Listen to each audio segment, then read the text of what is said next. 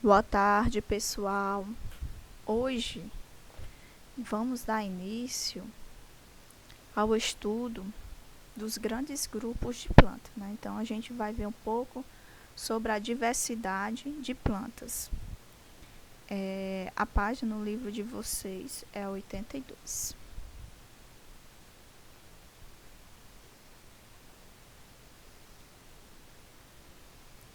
Então, as plantas, elas se dividem, né, em dois grandes grupos. Aqui é só em termos para a gente separar, certo? Mas se a gente for cientificamente, né, esses grupos aí, esses grandes grupos, eles não são chamados com esses nomes, né? Então temos aí os dois grandes grupos, que são as criptógamas e as fanerógamas. Esses dois grupos, eles foram separados por conta aí do sistema de reprodução desses grupos de plantas, que eles se diferenciam. Dentro das criptógamas temos as briófitas e as pteridófitas. Dentro do grupo das briófitas temos aí os musgos e as hepáticas. Lembrando que esse grupo de plantas aí, das briófitas, são plantas de pequeno porte, plantas que a gente não consegue visualizar suas estruturas a olho nu. Então, para a gente visualizar suas estruturas bem direitinho, a olho nu, a gente precisa do auxílio do microscópio. E temos aí as pteridófitas, que temos as filícias, a licopodíneas e as equisentíneas. Então, elas são plantas geralmente de ambientes úmidos. Então, essas plantas aí, as pteridófitas, são plantas que elas não vão possuir, não vão produzir raízes, nem não vão possuir flores, frutos, sementes, tá certo? São plantas que diferenciam no seu sistema de reprodução. E temos aí as fanerógamas, que temos o grupo das gimnospermas, que o grupo das gimnospermas geralmente são representados pelos pinheiros. E as angiospermas, temos aí as monocotiledôneas e as dicotiledôneas. Geralmente são as angiospermas são as plantas mais diversificadas, são aquelas plantas que produzem flores, frutos, sementes, tá certo? Então, a gente, no decorrer dessa aula, a gente vai ver esses grupos. Hoje, na aula de hoje, a gente vai deter apenas nos grupos das criptógamas, tá certo? Que são as briófitas e pteridófitas. Então, a gente vai conhecer um pouco das estruturas desses dois grupos de plantas. Além das suas estruturas, a gente vai conhecer um pouco sobre o ciclo reprodutivo delas, que é bem diferenciado das demais grupos de plantas. Então, dentro do grupo das criptógamas, temos aí plantas que apresentam as estruturas destinadas à reprodução sexuadas. E essas estruturas, como eu falei, não são visualmente fácil de ser observado a olho nu, como as briófitas aí, ó. Aqui é uma briófita. Essas estruturazinhas lá em cima são as estruturas reprodutivas. A gente está conseguindo ver essa imagem por conta da ampliação, certo, da lente. E temos aí as pteridófitas, que são representadas pelas samambaias. As samambaias já são grupos de plantas com maior porte, diferentemente das briófitas, tá certo?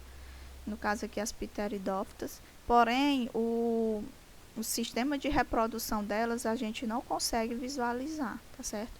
No caso aí das samambaias, o sistema de reprodução vão ficar abaixo das folhas. Então, só a gente mesmo pegando a folha, bem delicada, e for observar realmente que a gente consegue visualizar essas estruturas. No caso aí as fanerógamas, elas têm estruturas de reprodução sexuada facilmente visível, que no caso aí são os estróbilos e as flores. Aqui vocês observam os estróbilos, tá certo? Que são as estruturas reprodutivas desses tipos de planta. No caso aqui dessas plantas, com o resultado da reprodução sexuada, a formação das sementes. Então, nesse grupo de planta aqui, não há formação de flor, de frutos, tá certo? Como as demais plantas. Então, aqui, ele é como se a semente, ela produzisse sem a ausência aí do fruto, certo? Então, não tem fruto aí para proteger a semente. Assim, todas as fanerógamas são também chamadas de espermatófita, que é só nomes, tá certo, gente? Então, vocês lembrem aí só de fanerógamas, tá certo? Que as fanerógamas são aquelas plantas que elas vão ter o sistema de reprodução facilmente visível, porém elas não vão formar sementes, tá certo?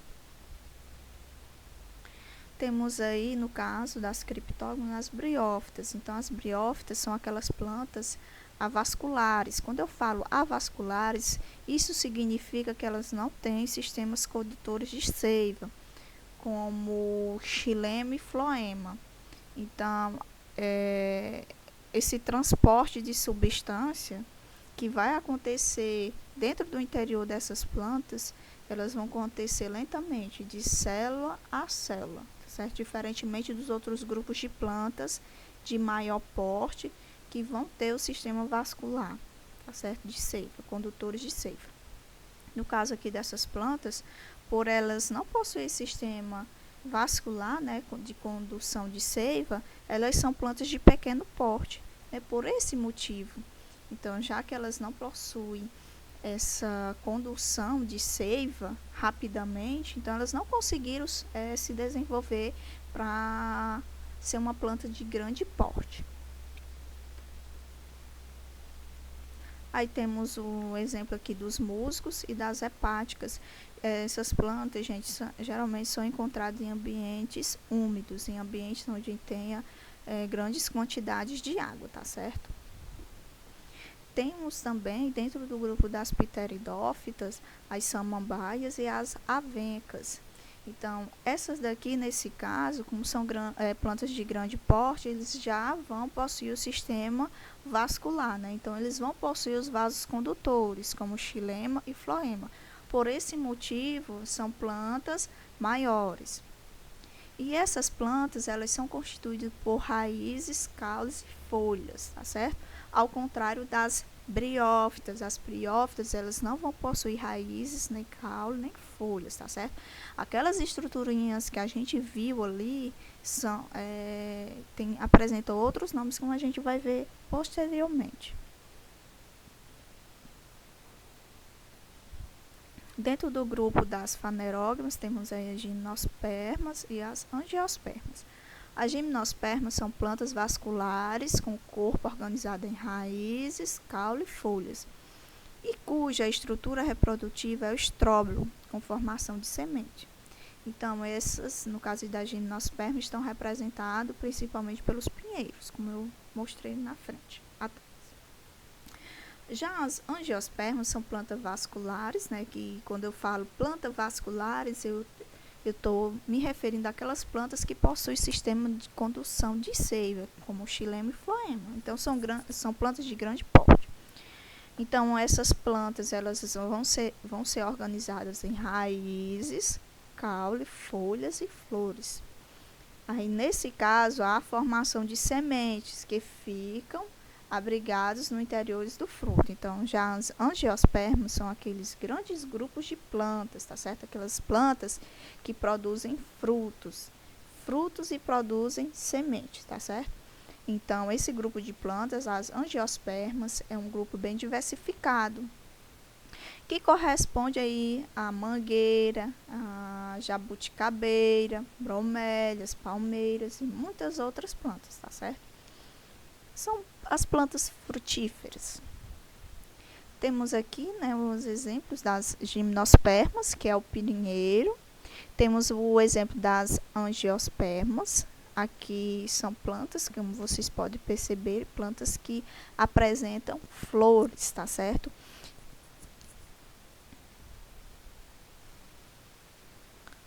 Vamos aqui aprender um pouco sobre o ciclo de vida das plantas.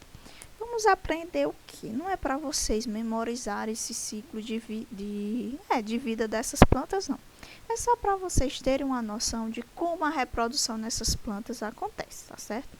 Que, por exemplo, as briófitas têm um tipo de reprodução, certo? As pteridófitas têm outro tipo de reprodução. E as angiospermas e as gimnospermas já têm outro tipo de reprodução. Então, é só para vocês verem a diferença nesse sistema de reprodução dessas plantas, tá certo? Então, durante o ciclo reprodutivo, eles vão ter 2 ciclos de reprodução, né? A reprodução assexuada e a reprodução sexuada. A reprodução assexuada aí não vai ter a formação de gameta, né? No caso, a fecundação, essas coisas. Já, né, reprodução sexuada, sim. Então, vai ter 2 gerações, que é a geração haplóide, onde são formados aí os gametófitos, tá certo? E vai ter a geração diplóide, que são chamados os esporófitos. Haplóide significa apenas um núcleo e diplóide 2 núcleos, como vocês podem ver. Tá aqui a formação, né? Aqui é a geração haplóide, tem aqui a formação do esporo. O esporo forma o gametófito e o gametófito forma o gameta. Esse gameta, né, a produção aqui do zigoto, onde ele vai encontrar o outro gameta, onde vai ter a produção do zigoto e posteriormente a formação do embrião. E posteriormente a formação do esporófito, certo? Com 2 núcleos. Aqui é uma forma bem simplificada. Aí temos aqui o exemplo, né, das briófitas. Então, as briófitas, como falei, são plantas vasculares, não possuem raízes, porém ela possui estruturas parecidas com raiz, que são chamados os rizóides.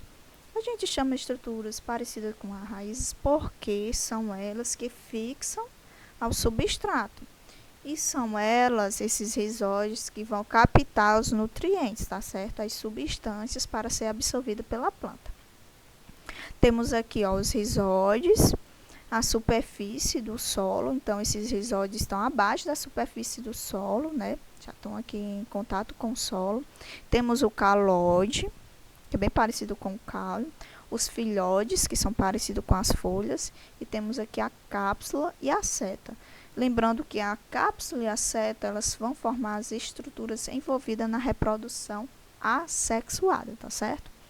Então, dentro dessas cápsulas aqui, tem outras estruturinhas que são estrutura responsável pela reprodução da planta.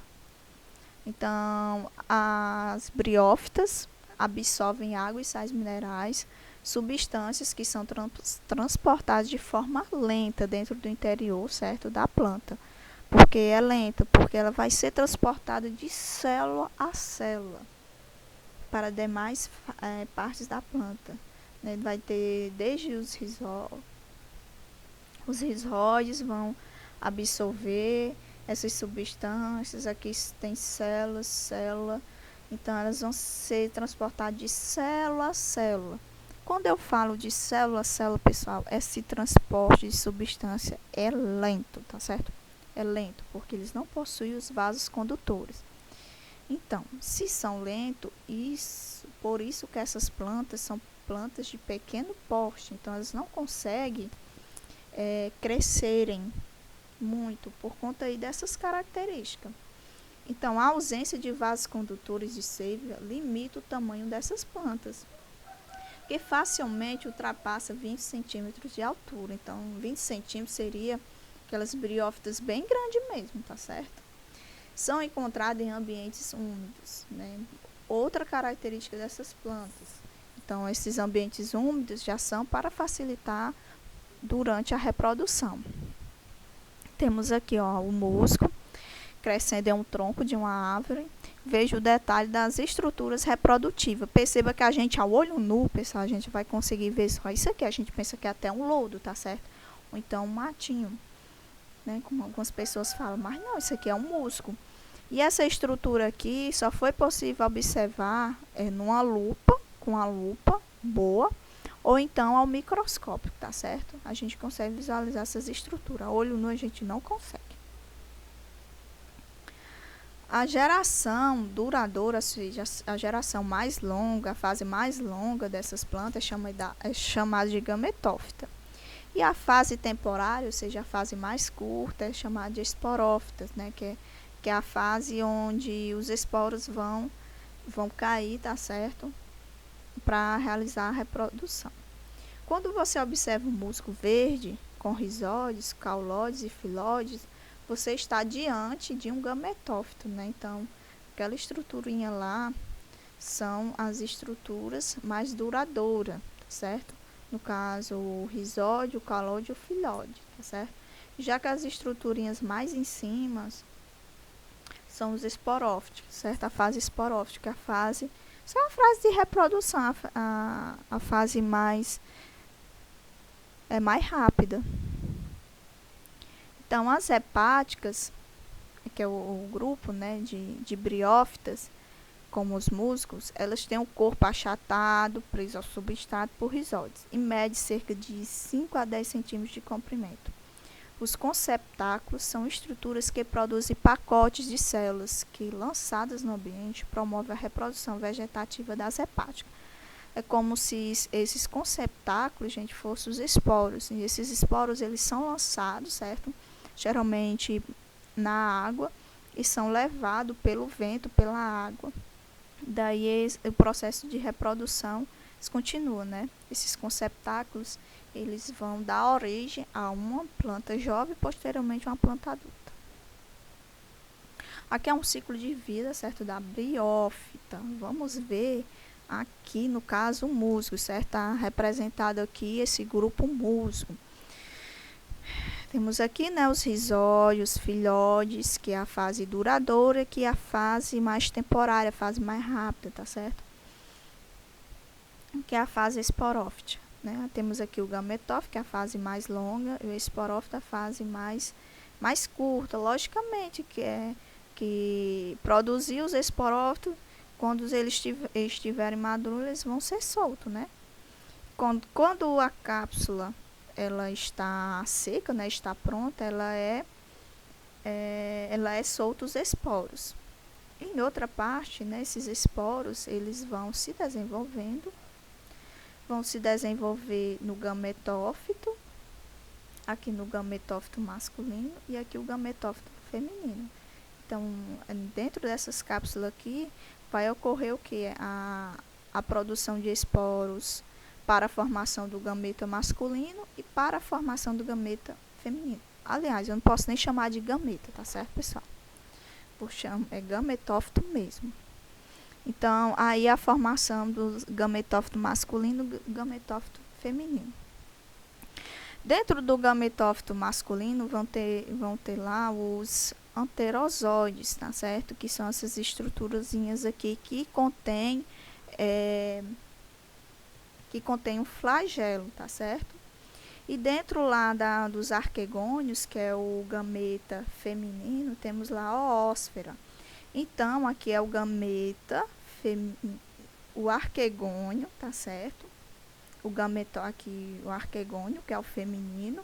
E aqui temos os anterozóides. Perceba que o anterozóide ele vai em encontro da oósfera, tá certo? Quando ele se encontrou aqui com a oósfera, né, houve aí o processo de desenvolvimento, produzindo aí, dando origem ao zigoto.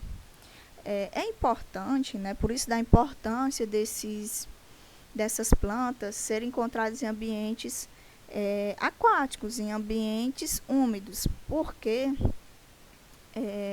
a água é que vai garantir para essas plantas, para levar, né, os anterozóides para se encontrar com a oósfera, né? Se não tivesse a água, com a ajuda do vento, então não era possível esse encontro, né? E geralmente essas plantas elas só conseguem se reproduzir em ambientes onde tem umidade, que a água é que vai auxiliar aí para esses anterozóides se encontrar a oósfera, tá certo?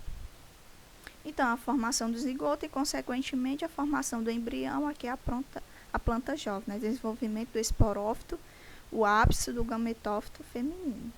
Aqui o ápice e aqui, ó, desenvolvimento do esporófito. Os gametas femininos são chamados de ósfera, que são produzidos em regiões chamadas de gametófito feminino, que é os arquegônios. Então, as estruturas femininas das briófitas são chamadas de arquegônios, tá certo? E os gametas masculinos são chamados de anterozóides, que esses anterozóides são produzidos nos anterídeos, tá certo? No caso é o gameta masculino, o gametófito masculino, tá certo? Os arquegônios é o gametófito feminino e os anterídeos é os gametófito masculino.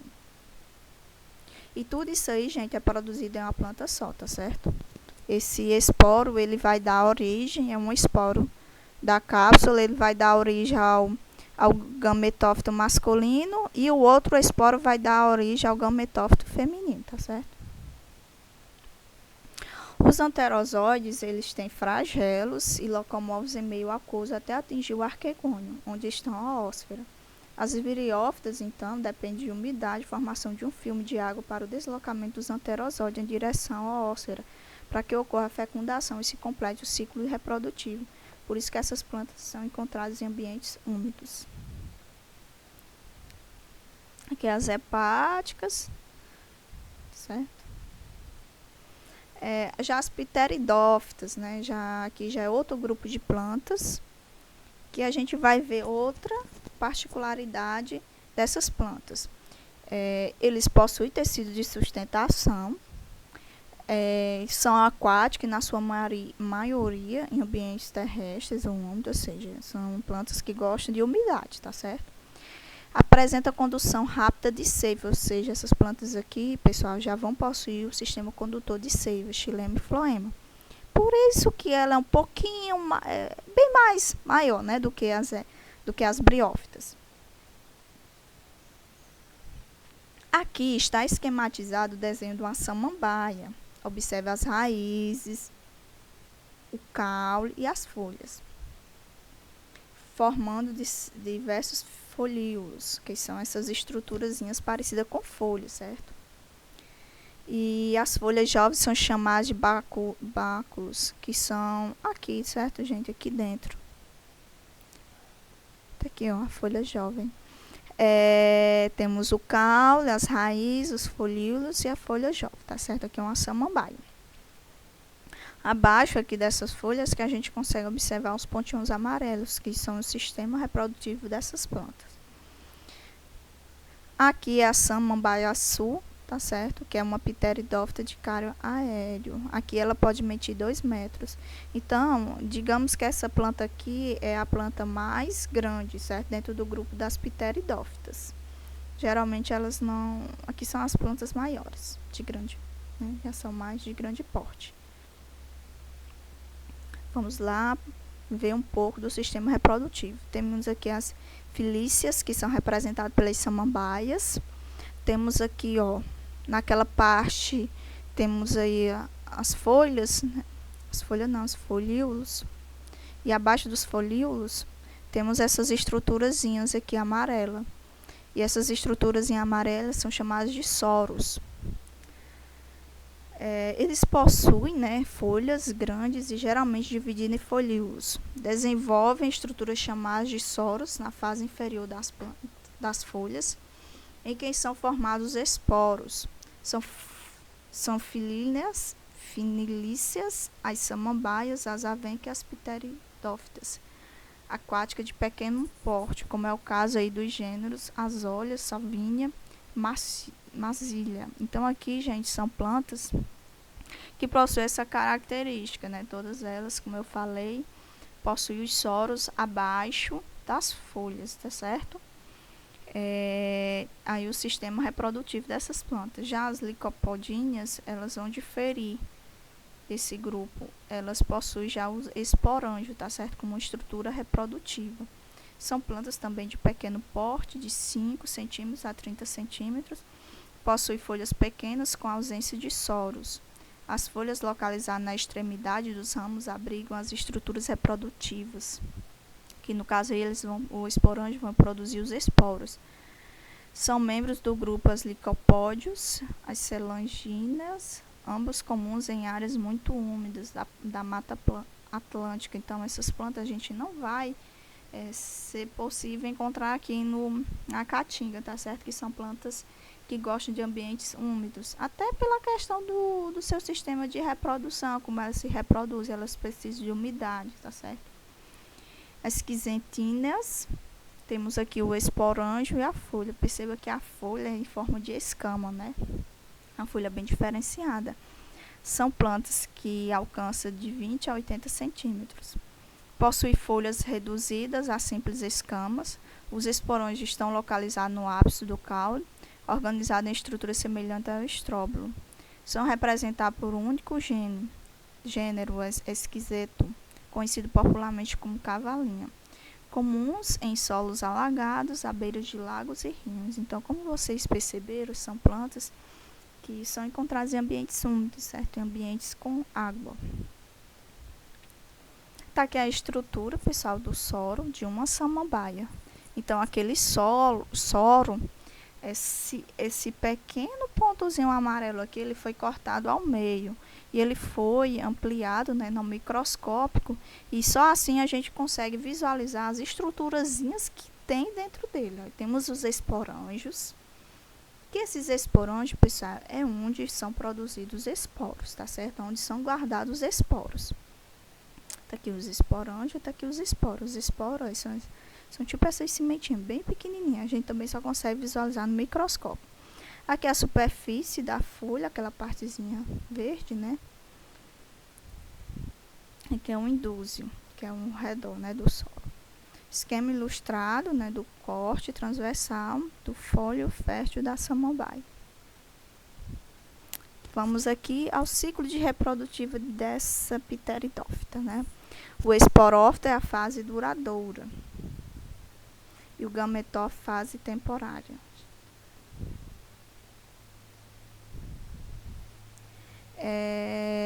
Nos soros desenvolvidos nos esporófitos há numerosos esporângios, no quais os esporos são formados por meiose. Então temos aqui temos aqui a planta adulta, e essa planta adulta ela vai produzir os soros. Esses soros, né, vão ter os esporângios nos soros, dentro dos soros, né, vão ter os esporângios. Esses esporângios vão aí dar origem aos esporos. Esse esporo, ao cair no ambiente úmido, vai acontecer a germinação. Depois dessa germinação, vai dar origem ao gametófito. Que esse gametófito ele vai dar origem ao anterídeo e o arquegônio. Onde o arquegônio vai conter aí o gameta, né, o gametófito é feminino. E o anterídeo vai conter o gametófito masculino, que é o masculino, e aqui é o feminino. O arquegônio feminino, anterídeo masculino. O anterídeo, pessoal, ele vai produzir os anterozóides, que são parecidos com o espermatozoide, né? Anterozóide, espermatozoide. Então, eles vão possuir flagelos.